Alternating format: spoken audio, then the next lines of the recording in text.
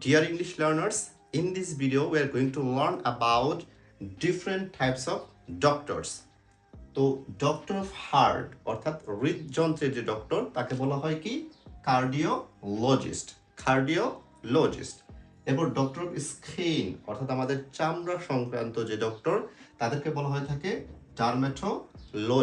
ডার্মেটোলজিস্ট।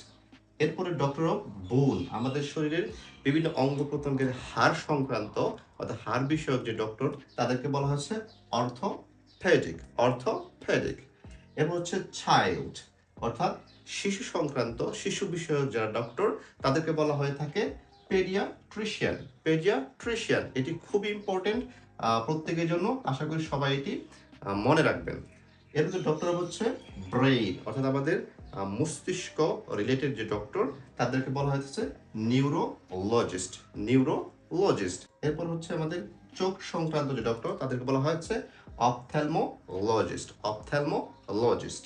এবার হচ্ছে টিথ অর্থাৎ আমাদের দাঁত সংক্রান্ত যে ডক্টর তাদেরকে বলা হয়ে থাকে হচ্ছে ডেন্টিস্ট। এটা আমরা সকলেই জানি, ডেন্টিস্ট। এরপর হচ্ছে আমাদের কিডনি বিষয়ক যে ডক্টর রয়েছেন তাদেরকে বলা হচ্ছে নেফ্রোলজিস্ট। আমরা জানি যে কিডনি বা বৃক্কের যে গঠনগত এবং কার্যকরী একক সেটি নেফ্রন, সেই নেফ্রন থেকে মূলত নেফ্রোলজিস্ট। এর হচ্ছে সার্জারি অর্থাৎ আমরা সহজভাবে বলতে গেলে যারা কাটাকাটি করেন, বিভিন্ন অপারেশন করে থাকেন তাদেরকে বলা হয় হচ্ছে সার্জন। এর হচ্ছে ক্যান্সার অর্থাৎ ক্যান্সার হচ্ছে আমাদের দেহের অনিয়ন্ত্রিত যে কোষ বৃদ্ধি হয় এর ফলে হয়ে থাকে। তো ক্যান্সার বিষয়ক যে ডক্টর তাদেরকে বলা হয় কি অনকোলজিস্ট। এর হচ্ছে মাইন্ড অর্থাৎ আমাদের মন অর্থাৎ মানসিক সংক্রান্ত যে বিষয়গুলো তাদেরকে বলা হচ্ছে সাইকিয়াট্রিস্ট। এবার হচ্ছে লিভার আমাদের যে যকৃত, সেই যকৃত সংক্রান্ত যে ডক্টর তাদেরকে বলা হয় হচ্ছে হ্যাপাটোলজিস্ট। এবার হচ্ছে উইমেন সম্পর্কিত যে ডক্টর, এটা খুবই ইম্পর্টেন্ট। উইমেনদের যে যাবতীয় বিষয়গুলো যারা দেখেন তাদেরকে বলা হচ্ছে গাইনোকোলজিস্ট।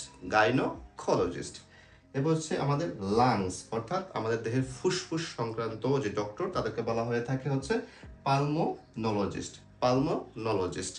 এরপর হচ্ছে অ্যানিমালস, এটিও খুবই ইম্পর্টেন্ট অর্থাৎ প্রাণীদের নিয়ে বিভিন্ন যে ডক্টর গণ আছে তাদেরকে বলা হচ্ছে ভেটেরিনারিয়ান।